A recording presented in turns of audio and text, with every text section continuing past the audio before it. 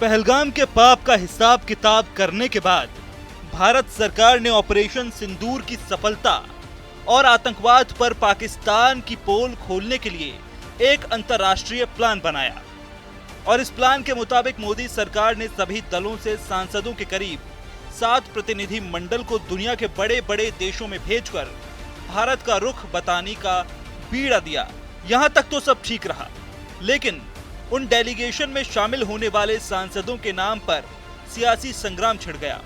दरअसल सरकार ने कांग्रेस से विदेश भेजे जाने वाले डेलीगेशन के लिए 4 सांसदों के नाम मांगे।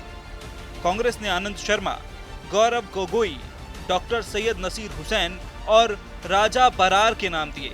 वहीं संसदीय कार्य मंत्रालय ने डेलीगेशन को लीड करने वाले सांसदों के नाम जारी किए, तो इसमें कांग्रेस से एकमात्र सांसद शशि थरूर का नाम शामिल किया गया। इस पर कांग्रेस ने कहा कि हमने केंद्र को थरूर का नाम नहीं दिया था। जयराम रमेश ने इसको लेकर मोदी सरकार की नीयत पर सवाल उठा दिए।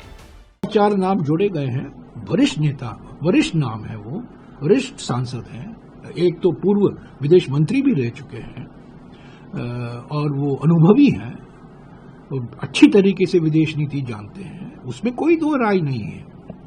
तो उनकी अंतरात्मा की आवाज वो सुने। हमारी पार्टी की ओर से हमसे 4 नाम मांगे गए थे, हमने 4 नाम दिए। बस इस पर और राजनीति करना मैं समझता हूं उचित नहीं होगा। इस मामले को यहीं खत्म कर देना चाहिए। वहीं डेलीगेशन का लीडर बनाए जाने पर थरूर ने लिखा है कि भारत सरकार के निमंत्रण से सम्मानित महसूस कर रहा हूं। जब राष्ट्रीय हित की बात होगी और मेरी सेवाओं की जरूरत होगी तो मैं पीछे नहीं रहूंगा। कांग्रेसी कुनबे में अब इस पर कलह मची है। ये राजनीतिक मुद्दा नहीं है, ये डेलीगेशन पॉलिटिकल पार्टी को रिप्रेजेंट करने नहीं जा रहा है, ये देश को रिप्रेजेंट करने जा रहा है। इधर कांग्रेसी खेमे की रार थमी भी नहीं थी कि ममता दीदी की पार्टी टीएमसी ने भी इस डेलीगेशन से अपने सांसद का नाम वापस ले लिया।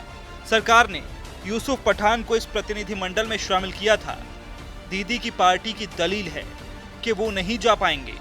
वहीं इस लिस्ट में उत्तर प्रदेश से भी 4 सांसद और एक पूर्व सांसद शामिल हैं।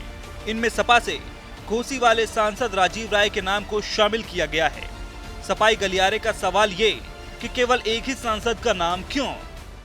और उससे पहले जरूरी ये है कि अपने घर में भी इशू को एड्रेस करें।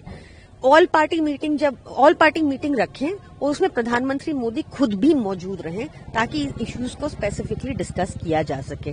बहुत जरूरी है कि एक पार्लियामेंट सेशन रखें जो कब से सारी विपक्षी पार्टियां इस बात की मांग कर रही हैं और इस पूरे मुद्दे पर चर्चा हो। ये भी जरूरी है कि चर्चा हो कि प्रधानमंत्री मोदी ने पिछले 10 सालों में बहुत सारी कंट्रीज घूमी और बहुत सारे वर्ल्ड लीडर्स को गले लगाए और बताया कि हमारे घनिष्ठ मित्र हैं, पर कहाँ हमारी असफलता रही कि हम पाकिस्तान को आईएमएफ का बेल आउट दिलाने में सहयोग नहीं जुटा पाए, और क्या हुआ कि काफी कंट्रीज ने खुल के पाकिस्तान का समर्थन किया। ये नहीं होना चाहिए था, इस पर चर्चा जरूरी है। बहरहाल करीब 7 अलग अलग सांसदों के इन समूह में कुल 59 सांसद, पूर्व सांसद, राजदूत और पूर्व राजदूत शामिल किए गए हैं।